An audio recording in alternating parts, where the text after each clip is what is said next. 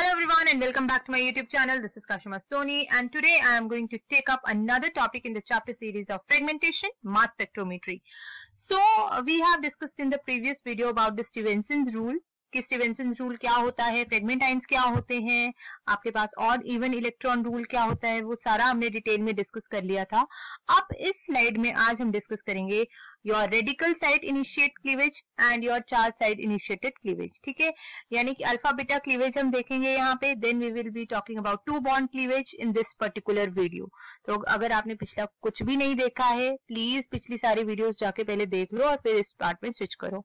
ठीक है, so without wasting any more time let's proceed further. Alright, so first of all we are going to take up the simple cleavage. यानी कि जो आपके पास simple cleavage हम पढ़ने वाले हैं वो कौन कौन सी हैं. लास्ट पिछली स्लाइड्स में हमने फैक्टर्स अफेक्टिंग क्लीवेज पैटर्न देख लिया था, हमने स्टीवेंसन्स रूल ढंग से पढ़ लिया था, कौन से इलेक्ट्रॉन्स प्रेफरेबली बाहर निकलते हैं, इजेक्ट होते हैं, वो देख लिया था. अब वो सब समझ आ गया होगा तो आज के टॉपिक तो बहुत इजी है समझने आपके लिए. Right, so let's see.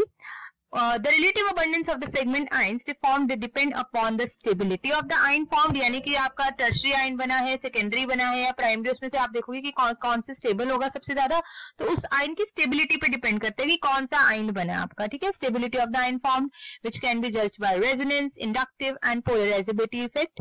सो एक तो ये चीज होगी थी, तो हमने वहां देखा था, कल पूरी सीरीज देखी थी कि अगर कहीं बेंजाइल कटाइन बन रहा होगा, एलाइल कटाइन बन रहा होगा, तो इस तरीके से पूरी सीरीज देखी थी. As compared to methyl cation आपका सबसे प्रेफरेबल होगा बेंजाइल कटाइन. ठीक है, so the energy released during the bond formation is available for cleavage of some other bonds in that ion. कि अगर आपके पास मान लो ये बेंजाइल कटाइन बन गया मान लो, ठीक है, तो अब ये रीअरेंज भी हो सकता है. ठीक है, इसकी फर्दर क्लीवेज भी हो सकती है.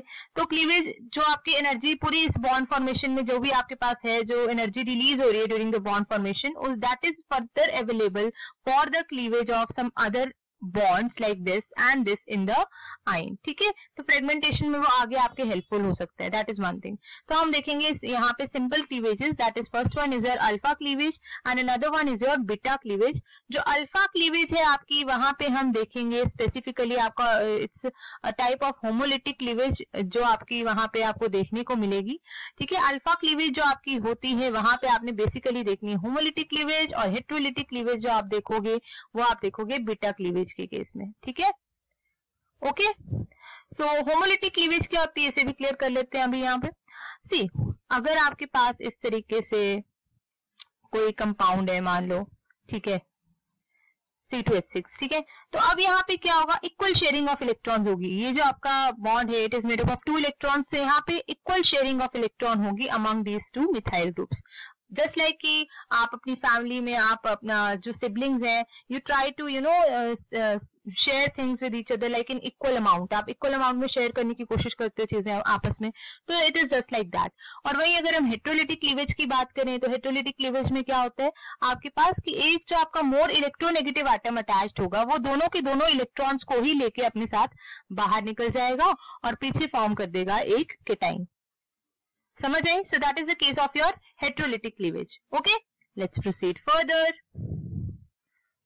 Alright, so first of all let's talk about homolytic cleavage, और जिसे आप अल्फा क्लीवेज भी बोलते हैं, और इसे आप रेडिकल साइट इनिशिएटेड क्लीवेज भी बोलते हो. यानी कि रेडिकल साइट से आपकी इनिशिएट हो रही है क्लीवेज. ठीक है, radical site initiated cleavage. Here free radical unpaired electron will be initiating your cleavage. Understand? So यहाँ पे जो आपका ऑड इलेक्ट्रॉन रेडिकल केटाइन होता है ना, they have an unpaired electron, right? And this has the tendency to create a new bond. ये आपका further एक नया बॉन्ड क्रिएट कर सकता है, and it is further initiated by the radical site. ठीक है, which is why radical site initiated cleavage. अब अगर आपका कोई नया बॉन्ड बन रहा है, देन जो एनर्जी रिलीज होगी उसे आप फर्दर यूज कर सकते हो for the cleavage of another bond. अभी बताया मैंने पीछे आपको ये. ठीक है, देन कई बार स्टूडेंट्स को कंफ्यूजन हो जाती है कि अल्फा क्लीवेज से रिलेटेड वो क्या कंसीडर कर लेते हैं कि ये आपका फंक्शनल ग्रुप के साथ जो नेक्स्ट कार्बन अटैच है डायरेक्ट उसी को क्लीव कर देते हैं.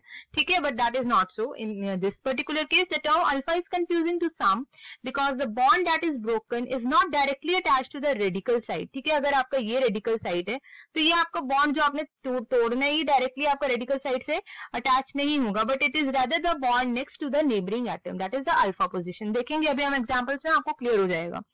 ठीक है. सो अल्फा क्लीवेजेस में occur at saturated or unsaturated sites that may or may not involve a heteroatom. Okay. So that is one thing about. So अब देखो यहाँ पे जैसे मैंने आपको बताया कि free radical unpaired electron initiate करेगा क्लीवेज को. अल्फा क्लीवेज होता है होमोलिटिक के केस में. ठीक है. होमोलिटिक क्लीवेज इस तरीके से होती है. यहाँ मैंने साथ में हेटेरोलिटिक क्लीवेज भी समझा दी है कि मोस्टली पोलर बॉन्ड में देखने को मिलती है. होमोलिटिक आपको ज्यादातर नॉन पोलर में देखने को मिलता है. पोलर में भी मिलेगा बट बहुत ही कम. ठीक है. So that is one thing about it. And alpha cleavage मतलब अल्फा बॉन्ड कौन सा होगा? Bond next to the radical site. अभी हमने पीछे डिस्कस किया.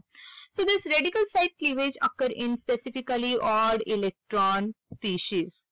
Correct? So you can see that we have taken a heteroatom having lone pair of electrons, and जैसे कि आपको पता है नॉन बॉन्डेड इलेक्ट्रॉन्स हो, सिग्मा इलेक्ट्रॉन हो, प्रेफरेबली इजेक्शन होगी लॉन पेयर ऑफ इलेक्ट्रॉन्स की, क्योंकि वो लूजली हेल्ड होते हैं. ठीक है. अब देखो यहाँ पे आपका बन गया मॉलिक्यूलर आयन बन गया. अब आपने पहले ये बात समझ ली है कि यहाँ पे होगी आपकी अल्फा क्लीवेज में क्या होगा? आपका होमोलिटिक क्लीवेज बेसिकली. ठीक है. तो यहां से क्या होगा? अब अल्फा क्लीवेज होगी भी कहां पे? जो रेडिकल साइट है ना आपका, उससे वो वाले बॉन्ड में क्लीवेज नहीं होगी, उससे नेक्स्ट वाले बॉन्ड में, यानी कि यहाँ पे क्लीवेज होगी. ठीक है. समझ आ गई ये बात? अभी हमने देखा भी था ये. तो चलो अब आपने क्या करना है? होमोलिटिक क्लीवेज स्टार्ट कर दोगे. यहां से ये इलेक्ट्रॉन यहाँ शिफ्ट हो गया और यहाँ से जो एक इलेक्ट्रॉन यहाँ पे आया वो इधर शिफ्ट हो गया सीधे. ठीक है. और यहाँ से ये आपके पास बन गया इस तरीके का आपका केटाइन. ठीक है. यहाँ से आपका ये बाहर निकल गया और पीछे आपका रह गया ये RCH2 रेडिकल. ठीक है. अब ये जो आपका केटाइन बन गया ये फर्दर फ्रेगमेंट हो सकता है into another cation and a neutral molecule. You can C over here. तो अभी इसको देखते हैं कैसे बना आपके पास. ठीक है. ये है आपका केटाइन फॉर्म्ड ओवर हियर. इसमें आप फिर से करवाओगे क्या? Homolytic cleavage. अब देखो ये दो इलेक्ट्रॉन से बना है, एक Y के इलेक्ट्रॉन से, एक R के इलेक्ट्रॉन से. तो ये एक इलेक्ट्रॉन Y जो अपने ऊपर ले रहा है ये अपना ही वापस ले रहा है. ठीक है. कोई उसने एक्स्ट्रा इलेक्ट्रॉन नहीं लिया, तो ये बाहर निकल जाएगा as a neutral molecule like this.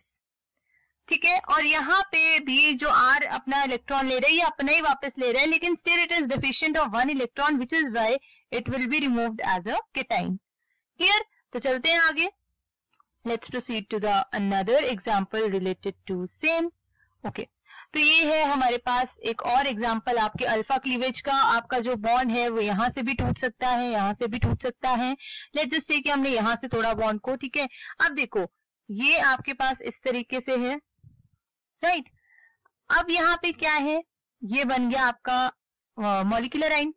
ठीक है. अब रेडिकल केटाइन जो आपका बना है, रेडिकल केटाइन के साथ वाले बॉन्ड में क्लीवेज नहीं होगी, यानी कि यहाँ क्लीवेज नहीं होगी, इधर क्लीवेज होगी, the bond next to it.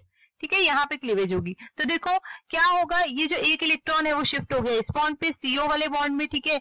यहाँ से ये जो दो इलेक्ट्रॉन थे, यहाँ से एक इलेक्ट्रॉन होमोलिटिक क्लीवेज हो यहाँ शिफ्ट हो गया और ये एक यहाँ शिफ्ट हो गया, resulting into the removal of this cation and radical. Easy. तो इसी तरह से आप नेक्स्ट एग्जाम्पल भी देख सकते हैं. Let's see another example over here. तो मैंने आपको जैसे कि बताया था कि जरूरी नहीं है कि हेटेरोएटम वहां पे अवेलेबल हो, डबल बॉन्ड भी हो सकता है, जैसे कि यहाँ पे ये केस है. ठीक है. अब क्या होगा? ये आपका रेडिकल साइट जो है ये यहाँ पे बन गया, समझ लो ये आपका रेडिकल केटाइन बन गया. अब ये जो रेडिकल साइट है मतलब ये वाला बॉन्ड नहीं टूटेगा, ये वाला बॉन्ड टूटेगा उससे नेक्स्ट वाला. ठीक है. तो यहाँ क्लीवेज होने वाली है अब. नो एक्चुअली दिस वन, क्योंकि ये आपका डबल बॉन्ड है ना यहाँ पे, मतलब आपका ये बेसिकली यहाँ पे इस तरीके से रेडिकल केटाइन बना है. तो ये बॉन्ड नहीं टूटेगा, ये वाला बॉन्ड टूटेगा, बॉन्ड नेक्स्ट टू इट. ठीक है. सो ये वाला बॉन्ड आपका टूट रहा है. राइट. तो होमोलिटिक क्लीवेज करवा दो. यहाँ से एक इलेक्ट्रॉन इस बॉन्ड पे शिफ्ट हो गया, एक इलेक्ट्रॉन इस बॉन्ड पे शिफ्ट हो गया, resulting into the removal of this cation and this radical. ये रेडिकल यहाँ पे शिफ्ट हो गया, तो ये R से आपके पास से आ गया CH3 CH2 CH2 रेडिकल. ये इस तरीके से. आई होप आपको ये समझ आ गया होगा. This is by far the most easiest topic, alpha cleavage, जिसमें होमोलिटिक क्लीवेज प्रेफरेबली देखते हो आप, जिसे आप रेडिकल साइट इनिशिएटेड क्लीवेज भी कहते हैं. Let's talk about the charge site initiated cleavage, जिसे आप इंडक्टिव क्लीवेज भी बोलते हो, और कई बुक में इसका आई क्लीवेज करके भी नाम लिखा होगा. ठीक है. सो इसमें क्या है? As I said it is also known as inductive cleavage. इसमें इलेक्ट्रोनेगेटिव एटम्स जो है, and you already know that इसमें जितने भी आपके इलेक्ट्रोनेगेटिव एटम होते हैं, they attract electron pair towards itself. ठीक है. And it can occur in both odd electron cation species and your even electron species as well. ठीक है, तो दोनों केसेस में पॉसिबल है। वही आपका जो रेडिकल साइड था वो सिर्फ ऑड इलेक्ट्रॉन स्पीशीज में पॉसिबल था। यहाँ हेटेरोलिटिक क्लीवेज देखने को मिलेगी आपको।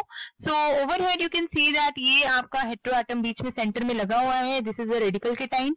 और क्या होगा, ये दोनों के दोनों इलेक्ट्रॉन्स को अपने ऊपर ले लेगा। अब देखो होता क्या है, एक इलेक्ट्रॉन तो उसने अपना ही वापस लिया, ठीक है, तो वो आपका बन गया न्यूट्रल पहले तो, ठीक है, ये पॉजिटिव चार्ज हट गया। उसके बाद एक इलेक्ट्रॉन उसने और एक्स्ट्रा लिया, तो ये इस तरीके से आर वाई रेडिकल करके बाहर निकल गया। ठीक है, पीछे आपके पास रह गया ये केटाइन। आई होप आपको समझ आई होगी बात कि ये जो बॉन्ड बना होता है ये दो इलेक्ट्रॉन से बना होता है ना, इस तरीके से। एक इलेक्ट्रॉन तो इसने अपने एक्सेप्ट किया, एक इलेक्ट्रॉन इसने एडिशनल एक्सेप्ट किया, एक जो रेडिकल था वो इस तरीके से हमने शो कर दिया। ठीक है, ये दोनों इलेक्ट्रॉन ले लिए इसने ऊपर। अब देखो चलते हैं इसी के नेक्स्ट एग्जांपल पे। Alright, so another example you can see in this case, ये कीटोन का एग्जांपल है। यहाँ पे आप फिर से देखो इंडक्टिव क्लीवेज होते हुए होगा क्या कि ये जो मोर इलेक्ट्रोनेगेटिव एटम है, पहले तो ये हेटेरोलिटिक क्लीवेज हो जाएगी, दोनों इलेक्ट्रॉन्स को अपनी तरफ खींच लेगा ये।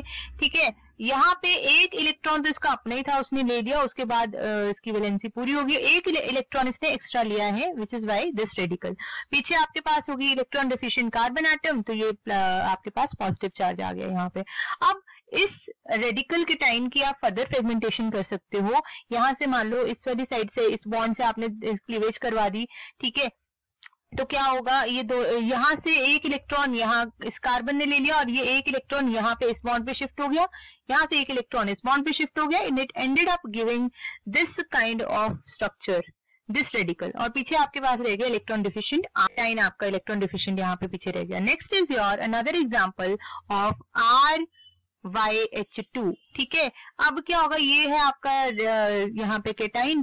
ठीक है, क्या होगा, मान लिया कि Y आपका हेटेरो एटम है, तो ये दोनों की दोनों इलेक्ट्रॉन यहाँ से अपनी तरफ ले लेगा and it will ended up giving you R cation again and YH2 as a neutral fragment. तो एक केस ये भी है कि आपके पास एक केटाइन और एक न्यूट्रल फ्रेगमेंट निकल रहा है। ठीक है, so another example of the same is, ये आपका न्यूट्रल मॉलिक्यूल निकल गया यहाँ पे बाहर और पीछे आपका रह गया आर केटाइन।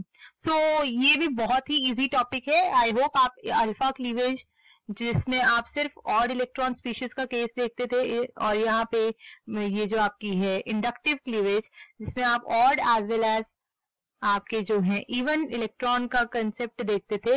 अल्फा क्लीवेज और जो आपका इंडक्टिव क्लीवेज है, alpha cleavage was your radical side initiated cleavage, की रेडिकल की साइड से वो क्लीवेज इनिशिएट हो रही है। यहाँ पे your charge side initiate cleavage, या चार्ज की साइड से, ये जो है चार्ज वाली साइड से आपकी क्लीवेज इनिशिएट हो रही है। जो चार्ज है ना, चार्ज वाला आपका हेटेरोलिटिक क्लीवेज शो कर रहा है, इलेक्ट्रॉन्स को अपनी तरफ अट्रैक्ट कर रहा है। समझ आ गई बात? So this is how we do such kind of topic, right? So proceeding further to the next topic, that is two bond cleavage. अब देखो यहाँ पे क्या होता है, in this kind of cleavage आपकी बेसिकली एलिमिनेशन देखने को मिलेगी आपको यहाँ पे, कि कोई ना कोई मॉलिक्यूल आपका एलिमिनेट होगा यहाँ पे। ठीक है, फॉर एग्जाम्पल जैसे कि आपका ऑड इलेक्ट्रॉन मॉलिक्यूलर आइन है, it will end up giving you in this case either your neutral fragment और odd electron ion only. Neutral fragment can be represented by N as well. ठीक है, जैसे कि आप यहाँ एग्जाम्पल देख सकते हो, ये एक केस है यहाँ पे हमारे पास, इस तरीके से ये स्ट्रक्चर ड्रॉ किया हुआ है, this side R dash, over here H, over here X. ठीक है, तो यहाँ पे आप देखो क्या हो रहा है, let me just take another colour. हाँ, तो देखो यहाँ पे क्या होगा, आपके पास एलिमिनेशन होगी बेसिकली। ये बॉन्ड इस तरफ, ये बॉन्ड इस तरफ, एक इलेक्ट्रॉन दोनों ने इस तरफ ले लिया और it will ended up eliminating the HX molecule. ठीक है, ये निकल गया बाहर। ठीक है, एंड इसी का एक इलेक्ट्रॉन इस साइड और एक इलेक्ट्रॉन इस side, it will end up resulting into the formation of this bond. तो इस तरीके से आपके पास एक रेडिकल केटाइन बाहर निकल जाएगा। ठीक है, समझ आ गई बात? So this is how you do such kind of questions. ये है आपका टू बॉन्ड क्लीवेज वाला कंसेप्ट, कि यहाँ पे बेसिकली दो बॉन्ड क्लीव हो रहे हैं, एक ये वाला, एक ये वाला बॉन्ड क्लीव हो रहा है। ठीक है, हेट्रो होमो दोनों ही क्लीवेज, यहाँ पे as of now you are seeing homolytic cleavage, but hetero भी हो सकती है इसमें। ठीक है, सो अभी मैं ये टॉपिक यहीं पे स्टॉप कर रही हूँ, ये video. I'll stop the video here itself. We have discussed about alpha cleavage, inductive cleavage, that is radical as well as charge site initiated cleavage, and then we have discussed about the two bond cleavage. So I hope आपको ये तीनों topic समझ आ गए होंगे। To bond cleavage हम usually नहीं prefer करते हैं, हम ज्यादातर आपकी वन बॉन्ड क्लीवेज देखते हैं फ्रेगमेंटेशन में, बट टू बॉन्ड क्लीवेज का भी कंसेप्ट आपका रिंग लाइक स्ट्रक्चर्स में देखने को मिलता है। वो हम जब आपकी एप्लीकेशन पोर्शन में पहुंचेंगे करेंगे आपको क्लियर हो जाएगा वो। But mostly we see alpha beta cleavages, and उसके अलावा और कौन सी क्लीवेज आप देखते हो वो हम नेक्स्ट वीडियो में, that is McLafferty as well as retro Diels Alder. Most important topics these two are. आपको डायरेक्ट ही पेपर में क्वेश्चन आ जाता है कि give the McLafferty rearrangement, what is McLafferty rearrangement, give explain it with the help of example. Similarly आपको retro Diels Alder भी पूछ लेते हैं, ठीक है, तो आप वो तो बिल्कुल भी नहीं स्किप कर सकते। So if you have like the video, do comment, share, subscribe and press the bell icon for latest update. Thank you so much.